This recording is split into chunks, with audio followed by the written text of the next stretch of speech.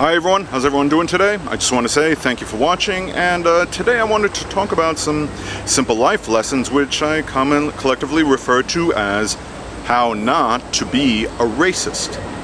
And it's more for the simple-minded audience. However, if you don't fall within that category, that's fine, you're free to watch. I appreciate it, and I'm going to go through some examples as to what to do in a certain situation. These are situations that you've seen on the news and on social media, and it gives you a little insight. And more importantly, it proposes a question, but you don't even have to stop to think about the answer. I'm going to make it really easy.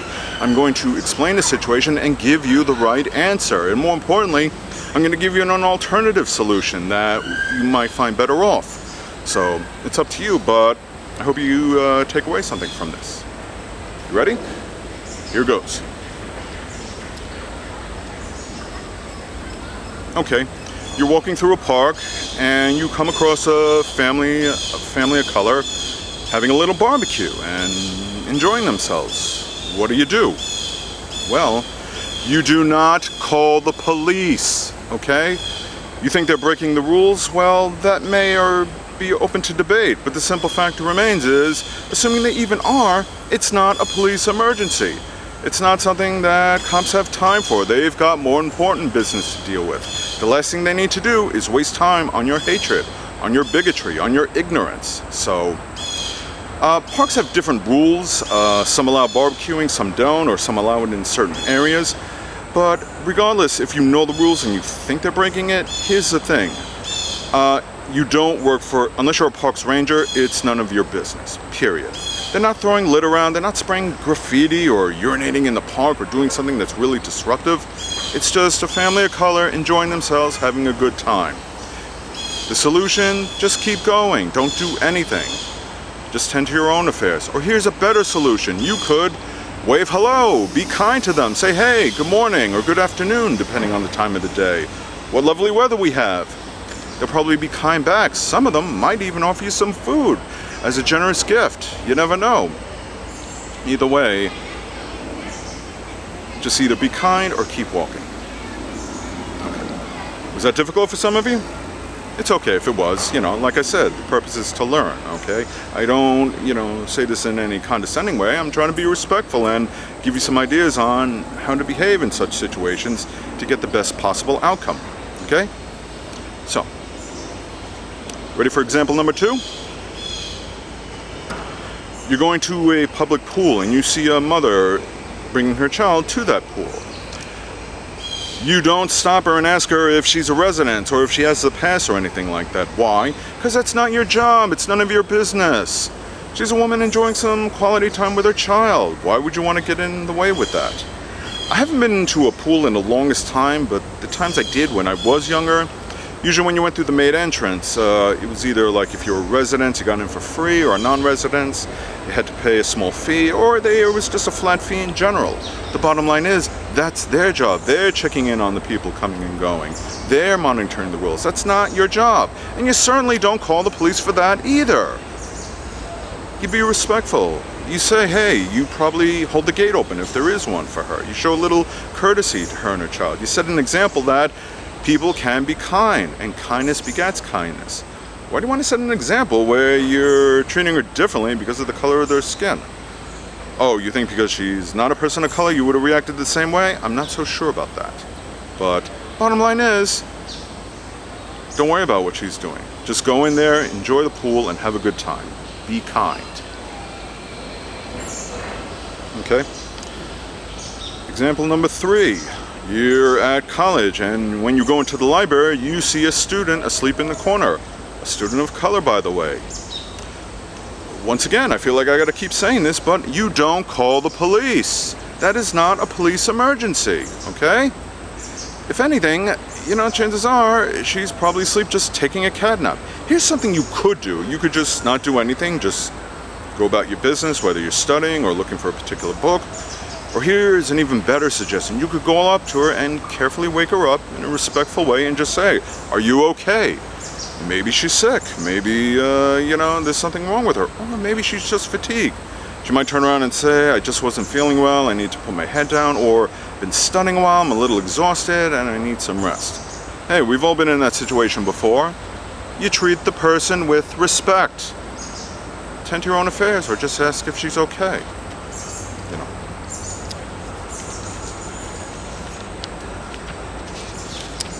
What else do we got? Are we learning? Are we getting anything from this? Okay. You're walking and you see an Asian couple during the pandemic. Do you go and assault them? No, you don't do anything like that. Do you make some hateful remark towards them? No. I hate to bring up something in the recent past, but we had a previous president who was an absolute racist, a bigot, and a complete ignoramus, and said things like the Chinese virus, Kung Flu.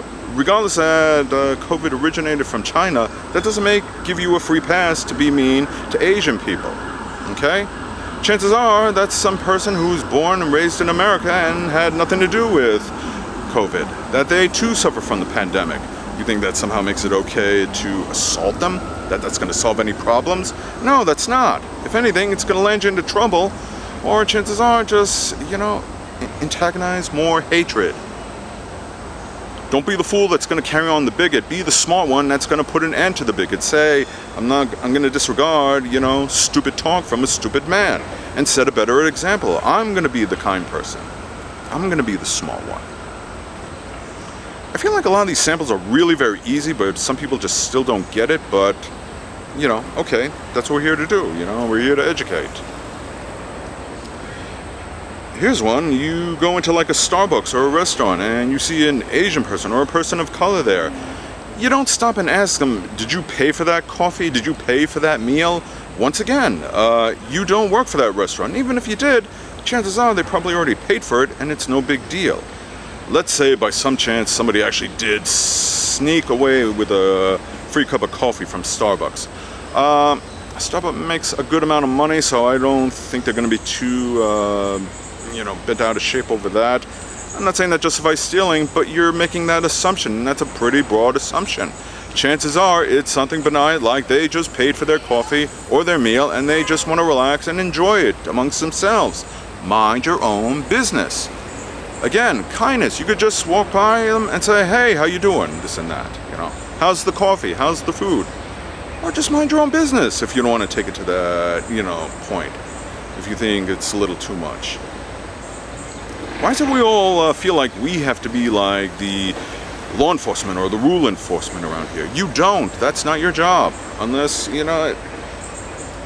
your own business. Plain and simple. Okay, here's one example. You see a little child of color selling lemonade or cookies on a street corner.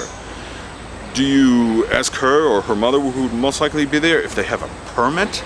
No, you don't do that. What's the big deal? Assuming they do need a permit, unless it's a busy sidewalk that they're obstructing it, you might say, hey, you may want to just move back a little because people are trying to get through, But unless you work for the city, that's not your job. You're not there to, give them a hard time. If anything, the mother is teaching the child a good example, like how it is to make an honest living, what it is, to earn money in order to support yourself.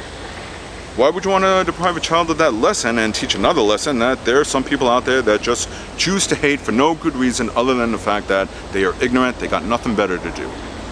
Here's something you could do. You don't do anything, you just keep walking. Or here's a better example. You could offer to buy whatever it is they're selling.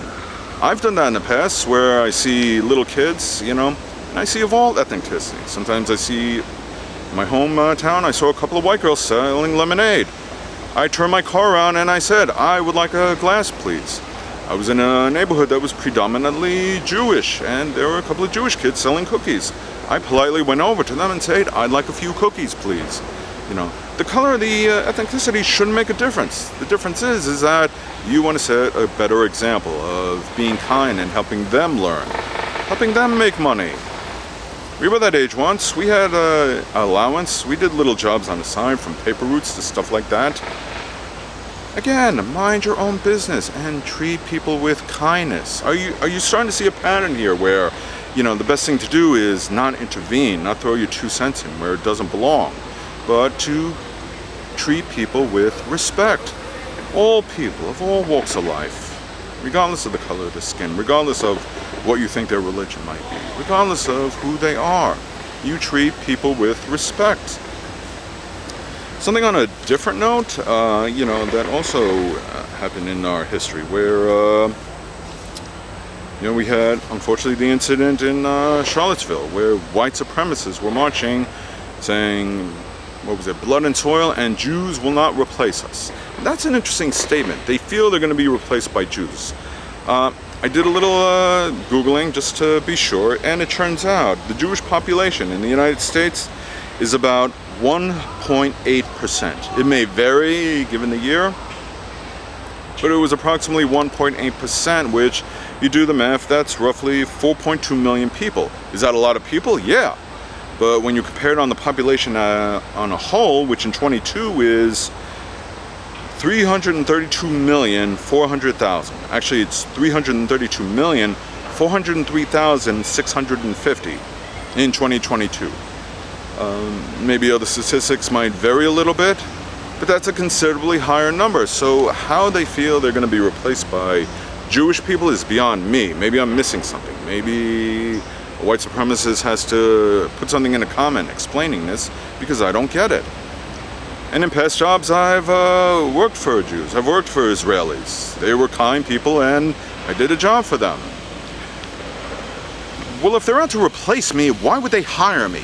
I don't know. I feel like that's a dumb question, but evidently I have to ask it, because there's some people that actually believe this stuff. The caravans that have a tendency to come every November, where they're described as politicians as murderers, druggers, drug dealers, robbers.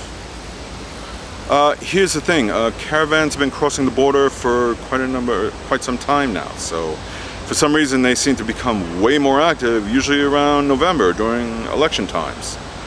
Why is that? I don't know. But I do know something else, that as soon as the election is over, those invasions, those caravans, they miraculously disappear. I guess they got the message. If I have to really explain what gaslighting is and the fact that you're being led on and they're just pushing buttons of hatred to get your support, then that person is a racist and you shouldn't even be supporting them. Is immigration a problem? Yes. Does it need to be dealt with? Absolutely. Is building a wall going to solve that problem? Is there an invasion? No. How about things like better border security, or setting up a better system so it's easier for people to migrate to America, which is like my family did, which is like most families did. I'm not Native American. My ancestry came from Europe. So if they're allowed to immigrate here legally, why don't we make it so that these caravans can migrate to America legally? And that kind of solves the problem. In the end, I don't get the whole racist thing. I really don't. That you feel the need to hate people because of the color of their skin, because they're somehow different, because they're from a race that you just don't seem to like for whatever reason. I work in a job where there are all sorts of different ethnicities. There's Asian, there's African American, there's Latino, there's even Middle Eastern, and other countries from Europe. Some of them have accents, some of them speak broken English. You know what I say? So what? I work with them just fine, and I don't even look at it as a melting pot. I'm not really too crazy about that term, because that shows you have to conform. Conform, yes, to a point, so you make day-to-day living easier. For example, if for some reason I moved to a country in Europe or Asia or South America and they spoke a different language, I would learn the language a little bit so it's easier to interact, because I have to do things like go food shopping, pay bills, and work a job where English is not predominantly spoken. I still remember English, I still speak English, I'm still an American, but I'm just a citizen of that country as well now. And just like people are a citizen of a country here. I look at the term salad bowl, which some of you have heard, and that is, based on the metaphor, it's not so much conforming, it's people coming together and working together, but still recognizing their individuality. They're still recognizing who they are. That's the point. In the end, the whole racist thing, it is a ton of bricks that you're carrying around. Why do you want to carry that hatred so much? Because, some people may find an instance that, like, a black person or an Asian person did something wrong to you. That doesn't make them all bad. okay? I'm from up north. If I went down south and a southern person was rude to me, I wouldn't make the general assumption that, oh, all people of south are bad. It's just that one person.